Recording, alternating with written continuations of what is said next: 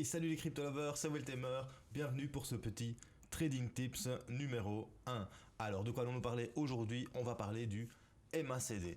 Alors, commençons par le commencement. Que signifie MACD? MACD, ça signifie Moving Average, convergence, divergence ou convergence et divergence des moyennes mobiles. Alors, c'est un indicateur qui consiste en l'étude du graphe d'un cours dans le but d'identifier une tendance, soit haussière, soit baissière, afin d'anticiper l'évolution du marché. Et là tu me fais, ouh, ça peut être cool ça, on va jouer à Madame Irma. Mais oui, allez, on va te mettre ça sur TradingView pour voir un petit peu comment fonctionne ce monsieur MACD.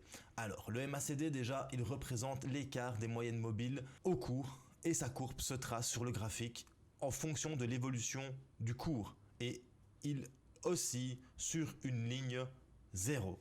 Donc tu vois bien que son évolution elle est dans le temps, donc ça avance, ça avance, ça avance, ça avance, ça avance et elle s'arrête ici parce que on va pas dans le futur forcément, c'est pas un indicateur qui va aller dans le futur, il suit le cours. Ok. Alors quand je dis qu'il oscille sur une ligne 0, la ligne 0 c'est la ligne que je t'ai mis ici en rose. Tu vois bien qu'il monte, qu'il descend, qu'il monte, qu'il descend, qu'il monte, qu'il descend à travers cette ligne. Donc, il oscille sur la ligne 0. Alors, comment se calcule le MACD? C'est pas compliqué, je le calcule pas moi-même, il se calcule instantanément. Comment est-ce que ça marche? Il y a deux lignes. Il y a le MACD rapide. Ce MACD rapide, c'est une oscillation des exponentielles Moving Average 12 et 26 périodes. Tu vois bien ici, 12 et 26 périodes. Donc ceci, c'est un peu une moyenne de deux moyennes mobiles exponentielles. À côté de ça, tu as une deuxième ligne qui s'appelle le MACD, ligne de signal. Et ça, c'est important de comprendre qu'en fait, ceci, c'est l'exponentielle Moving Average, donc la MA, 9 périodes de la ligne bleue, rien à voir avec le cours, c'est la moyenne mobile de la ligne bleue. Il faut comprendre comment est-ce que cela fonctionne. C'est pas compliqué, franchement, c'est vraiment pas compliqué. On va regarder ça ensemble et je vais vous expliquer après avec un exemple concret directement. Alors l'analyse de la MACD permet d'anticiper l'évolution du marché comme je viens de te le dire.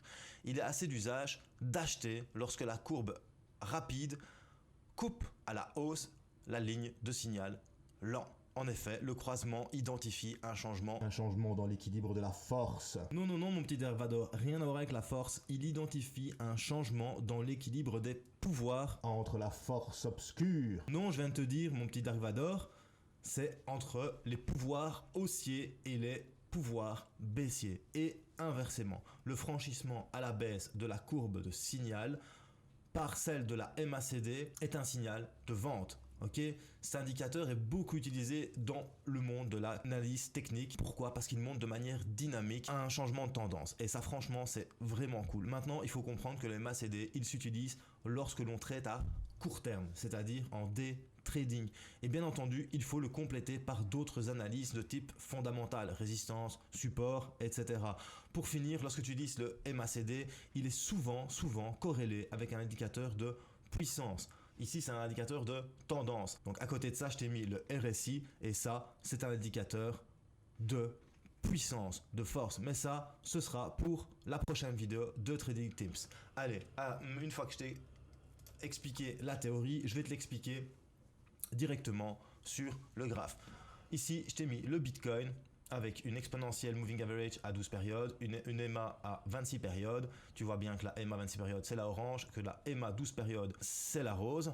Alors, lorsque la EMA 12 périodes passe au-dessus de la EMA 26, le MACD passe en dessous de la ligne 0. Tu regardes, tu as la petite flèche ici, et tu vois bien que la ligne bleue traverse la 0. Donc, si tu n'as pas mis de Moving Average, ok, eh ben, il suffit de regarder le MACD. En regardant là, lorsque le MACD ici passe au-dessus de 0, tu sais bien qu'il y a un switch entre la 12 et la 26, tout simplement. Du coup, tu n'es pas obligé de les mettre. Maintenant, perso, je les laisse parce que je les utilise tout le temps.